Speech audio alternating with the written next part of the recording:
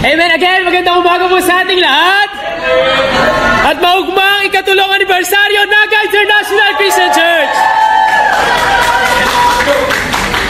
Sa 3 taon, ang Diyos natin ay naging tapat. Kita naman sa mga mukha natin, mukhang hindi tayo pinabayaan ni God. Amen? Tingnan mo yung katabi mo. Di ba? Ang ganda.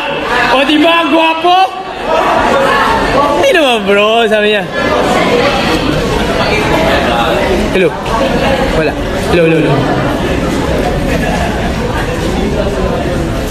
Pero as good as God has been, sa 3 taon, hindi rin natin maikakaila na naging challenging yung past year. Amen? And then all of us have faced difficulties. Maybe meron sa ating bumagsak sa exam. Humikit yung iba.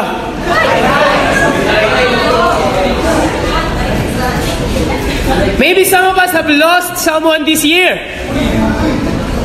Maybe some of us have went through a breakup. Hindi ako yan. Wala akong ibe-break. Maybe your marriage has been difficult para sa mga may asawa.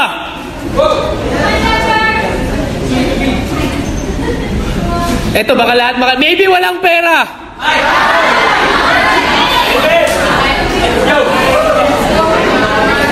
Last Friday, kasama ko yung mga Bible Talk leaders and tinanong ko sila ano yung most memorable, life-changing moment ng nakaraang taon from July last year to July this year.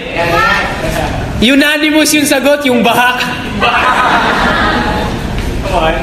Last year's flood felt like the end of every people's lives. Maybe this year, many of your best friends left. Feeling mo wala ka ng kakampi sa buhay. But one thing is for sure, that beyond all these things that happen, maybe it's difficult, maybe it's good. However hard yung mga nangyaring bagay, how heartbreaking it is, how painful it was, God remains faithful. Nagdanay na tapat ang kagurangnan sa ating mga buhay. Nagdanay siya noon, nagdadanay siya ngayon, at magdadanay siya kailan paman.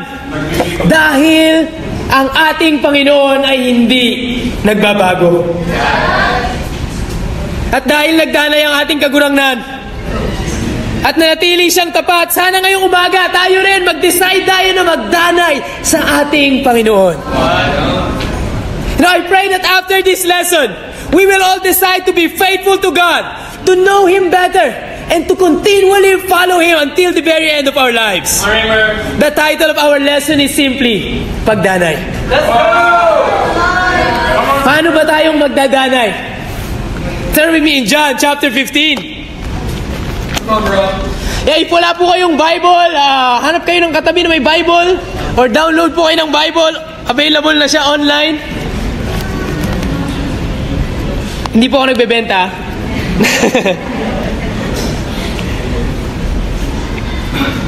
Pagdanay. In John chapter 15.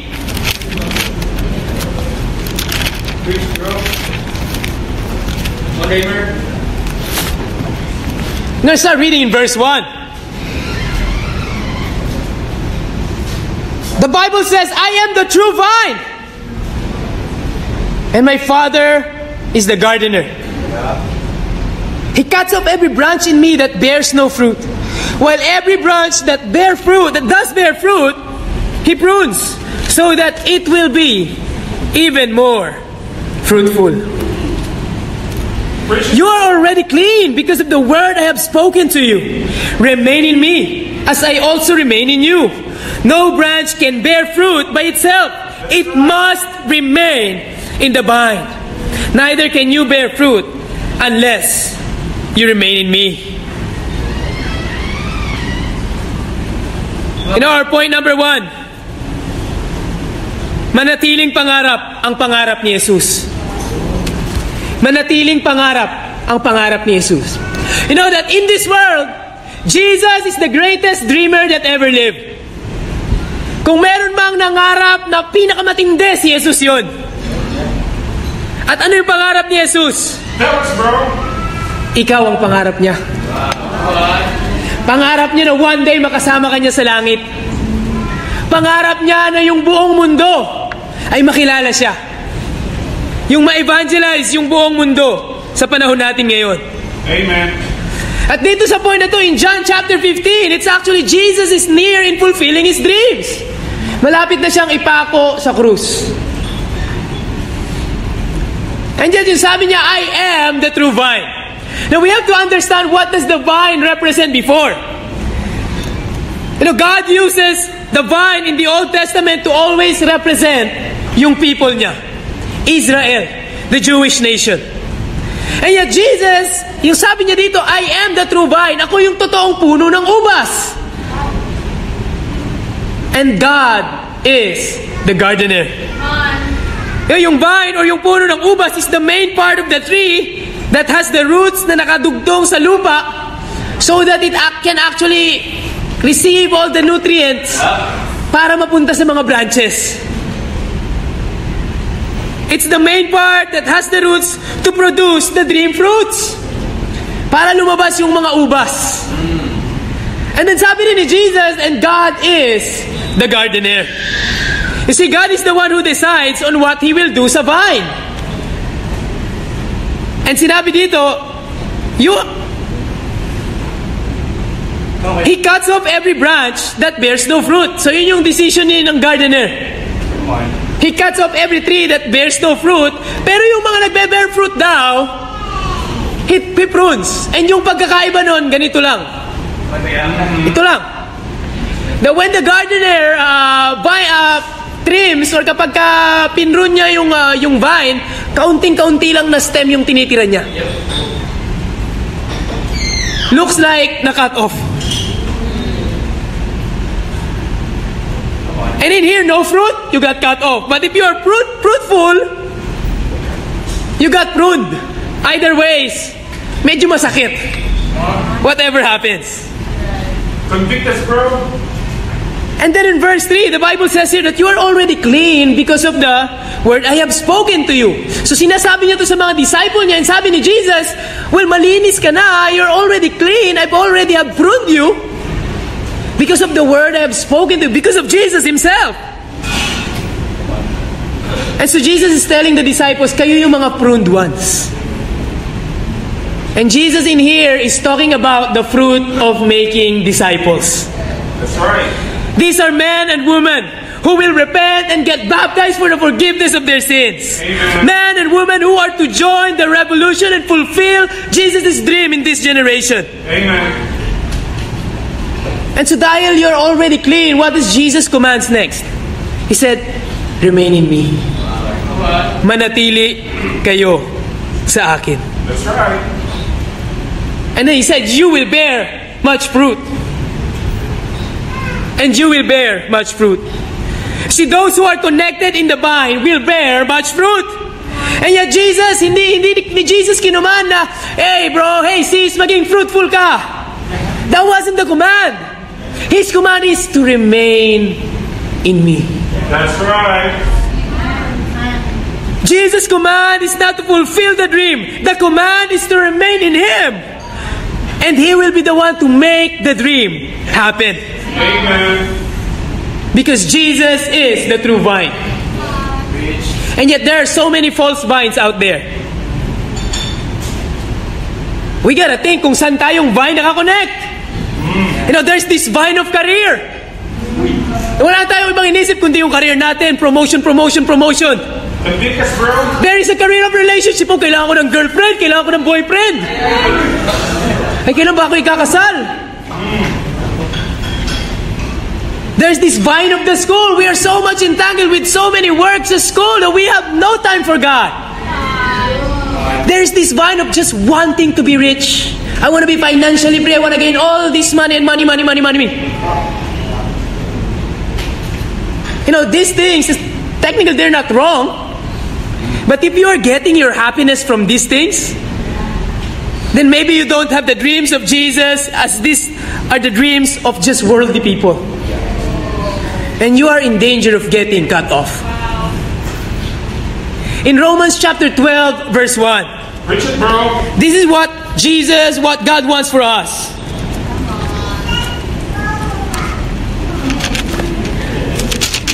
Romans chapter 12, verse 1. Therefore, I urge you, brothers and sisters, in view of God's mercy, to offer your bodies as a living sacrifice, holy and pleasing to God. This is your true and proper worship. Do not conform to the pattern of this world, That's right. but be transformed by the renewing of your mind. Then you will be able to test and approve what God's will is, His good, pleasing, and perfect will. What God wants for us is that our mind be renewed. Na hindi na tayo umayon sa takbo ng mundo. Amen. Kundi pangarapin natin yung mga pangarap ni Kristo. You know, the question is, Jesus' dream, your dream. See, yung pangarap ni Jesus is yung makasama niya tayo one day in heaven. Pangarap mo din bang makasama si Jesus one day in heaven? Pangarap mo din ba na yung mga kasama natin dito sa simbahan na to ay maging kasama natin one day in heaven? Tama. You know, ano bang silbi nung 100 years old kung aabot ka ng 100 years old? And maybe naging mayaman ka. Naging sobrang maayos ng buhay, pero sa dulo, sa impyerno ka naman pumunta. Anong ganda ng buhay? Biggest, bro. We have so many dreams for ourselves. But are we sharing the same dream as Jesus? Pangarap mo ba ang pangarap ni Jesus? No, for me and my family, nais namin na manatili sa pangarap ni Jesus. Amen. You know, one time I asked myself, God, bakit ako? I was asking God, why me, God? Why of all the 8 billion people in the world, I became a disciple. And hindi lang naging disciple, no. God allowed me to become a preacher, to lead a church. I was asking God, why me? And you know, the answer is that many of those na kasabay kong nabaptize, wala na sila. And I saw myself doing my best to remain in Jesus. Amen. And yung mga natiling kasabay ko, yung mga kabatch kong nabaptize, they're all actually doing great things for God. You know, I look at Jam. Kabatch ko yan si Jam. Kaya nung nabaptize si Jam, disciple na din ako. Si JC, Awesome, married na siya sa co-leader ko dati. Si Ina Jose. And all these people, and I remember all of those people that has remained faithful until now. God has been using them to advance the kingdom. Amen. But believe me, family, I've failed so many times as well. I've done so many sins. I almost lost my marriage once. Bumagsak ako una muka.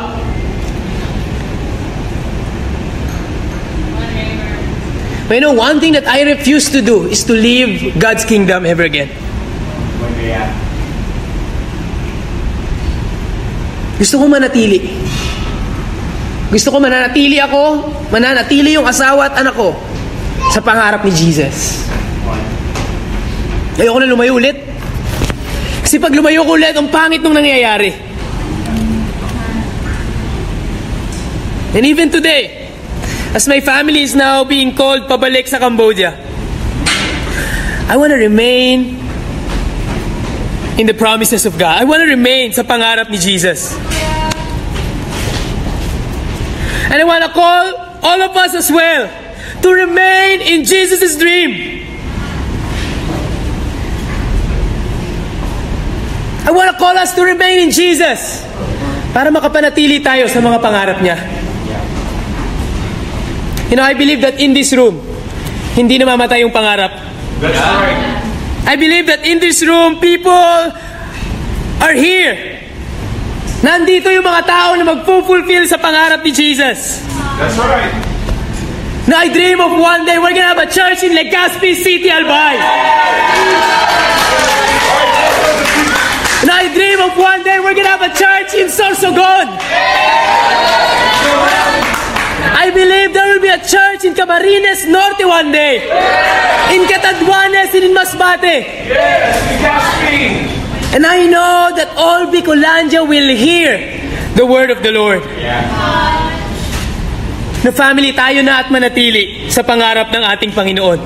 I want to challenge every one of us to remain in Jesus. Amen. Wala nang ibang way. Para magkaroon ka ng pangarap na kagaya nung kay Jesus, kailangan manatili ka kay Jesus. That's right. I want to challenge us to make sure na makita mo yung sarili mo sa 4th year anniversary ng church natin. But hindi lang ikaw, but with the many other friends na binaptize mo, na lumapit kay Jesus and declare that Jesus is Lord. Amen. Mangyayari lang yun, ipananatili tayo sa ating Panginoon. Amen? Awesome. Make sure to see yourself in our 4th anniversary. Maybe hindi na dito kasi punong-puno na tayo. Point number 2. Let's continue reading in John chapter 15. We start reading in verse 9.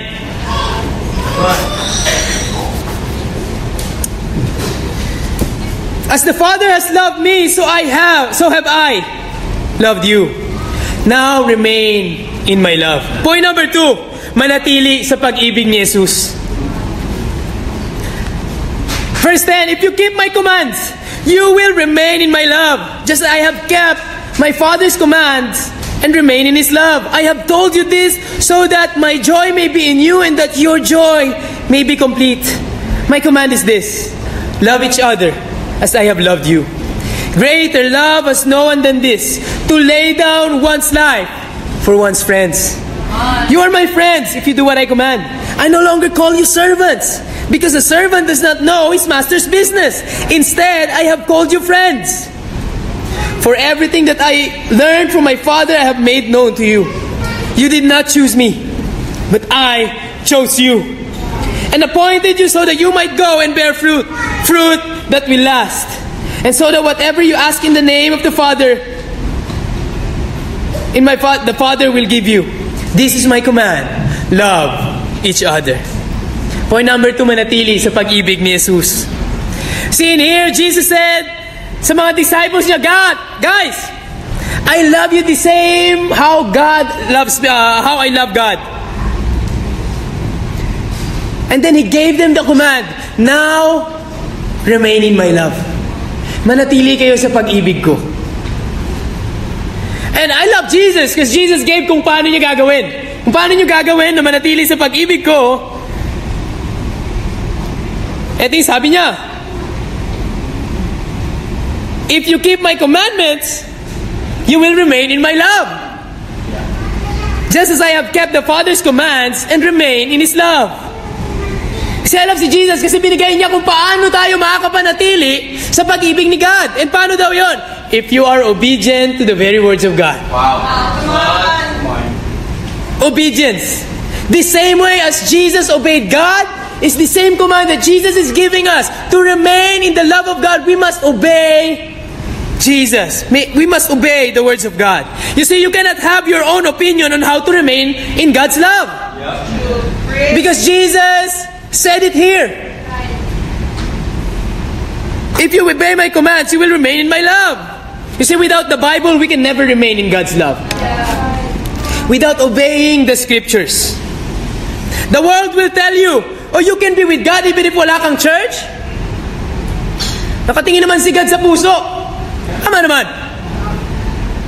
Many people will say, just follow your heart. Uy. Familiar. No, the heart is deceitful. The Bible says the heart is deceitful. Hey bro, gagaling. Sige, okay naman yung puso. Ano, matuturuan naman niya. No, the heart is deceitful and it's beyond pure. Who can understand it? And then sabi ni God, I alone knows the hearts of men.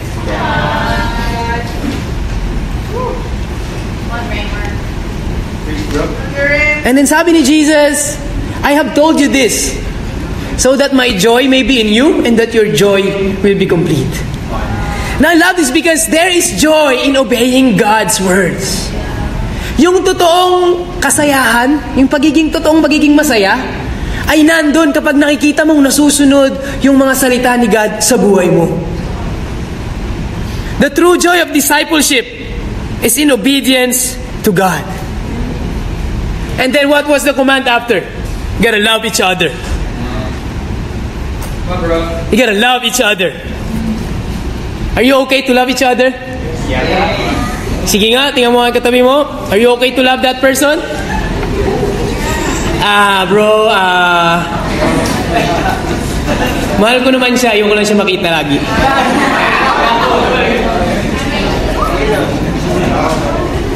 No, God said, we gotta love each other. You know, all this time, God wants us to remain in His love by remaining in the love of each other.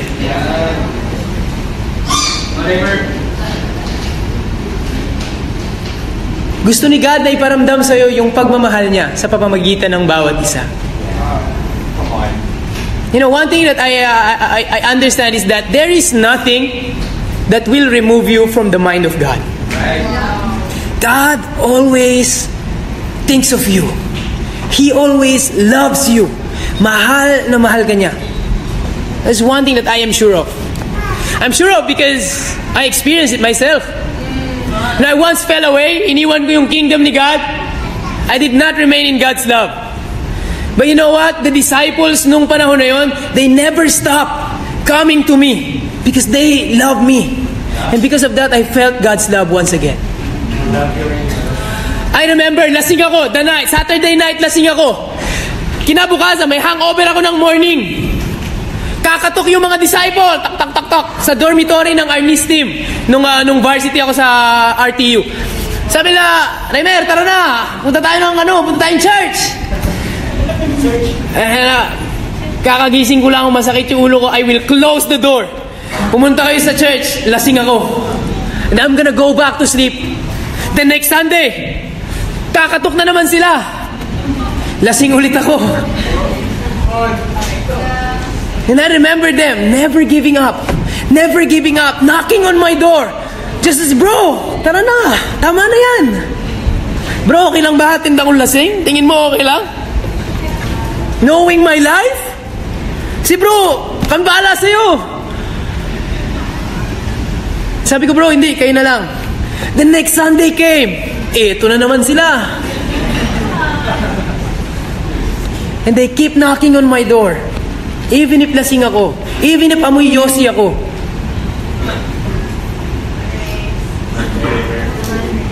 And I remember one time na timingan nila ako, hindi ako lasing.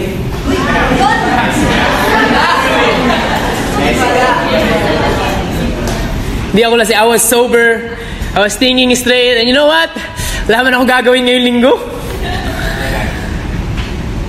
Kaso naiya ako. Sabi ko sa kanya, I made a deal with them. Sabi ko, okay, sasama ako sa inyo. Hindi ako maupo sa harap.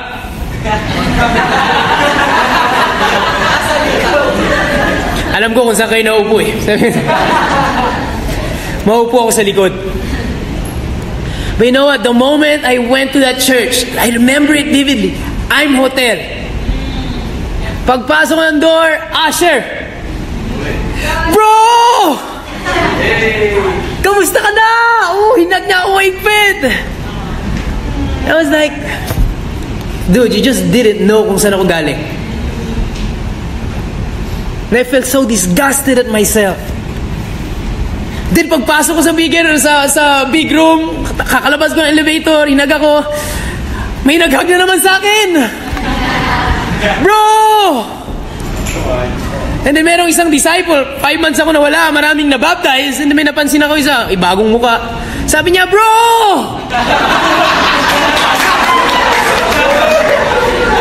Hindi ko kilala yung jet, sabi niya, bro!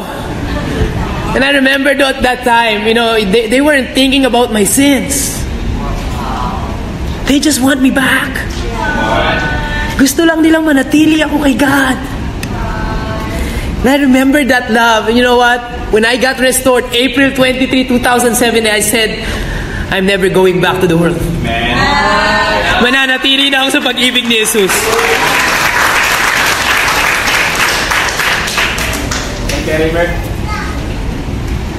And that love of the people that I have seen helped me to become the man that I am today. I've got so much sins. And yet after nung restoration ko na yun, 3 months after, I was hired as an intern for the church. I served God full time. Had to quit my call center job. It's like, man, sige! Go! Kasabay ko si Ina Jose na naging full time sa church. Sabay-sabay kami. Alam ko 3 kami nun.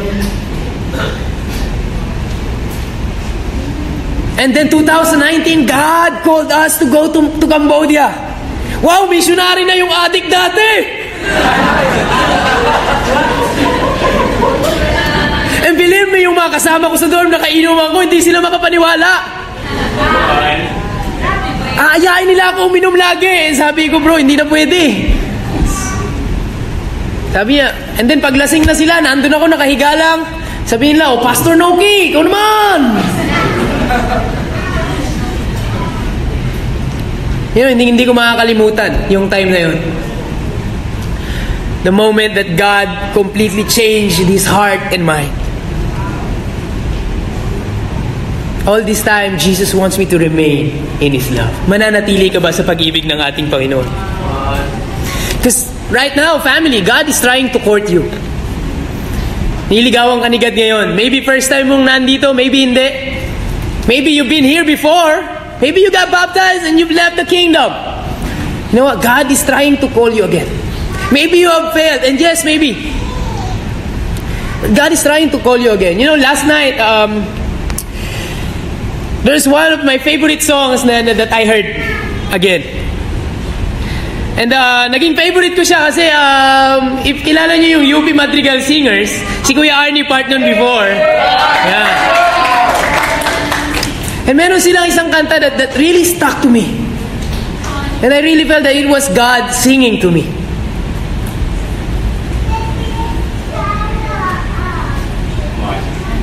It was God singing to court me once again. To court you today. And the line goes like this. Sabi sa kanta, hello. Yeah, sayang, kakanta ko eh. Hello. Yeah, hello. Yeah. So the song goes like this. Wala na naman. Hello. Ayaw ko pakantayin, ano? Yan, palitan doon. Hello. Yan. Ito namamatay, ha? And the song goes like this. And this is what God sings para sa atin. Sabi sa kanta, mahal, pangako sa iyo, hindi magbabago, ikaw lang ang iibigin ko. It really felt to me, man. God loves me so much. And believe me, God loves you so much. And He promised na ikaw yung iibigin niya. Brothers and sisters, mga kapatid, mahal ka ni God. And maybe you say na, bro, I have so much sin. Ang dami ko ng pagkakamali.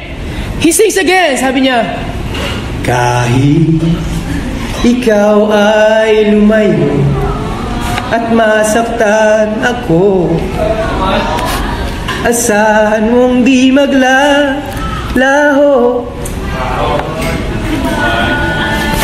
O ang pag-ibig ko'y tanging sa'yo lamang, kung kaya't giliw dapat mong malaman. Ito yung kinakanta sa atin ni God today. Gusto niyang malaman mo. Minsan lang kitang iibigin, minsan lang kitang mamahalin. Ang pagmamahal sa'yo walang hangganan, Dahil ang minsan ay magpakailanman. You see, si Jesus, minsan lang siyang namatay sa cross. Minsan ka lang niyang inibig. Pero yung pagmamahal na yon hanggang ngayon, buhay na buhay. And He still loves you of how much sins you have made, on how much dirt you have put on into yourself. Kung gaano man kasakit, kadumi, handa kang tanggapin ni God. Dahil yung minsan na yun, magpakailanman. Dahil ang minsan ay magpakailanman. My dear family, tayo nang manatili sa pag-ibig ng ating Panginoon. To God be all the glory.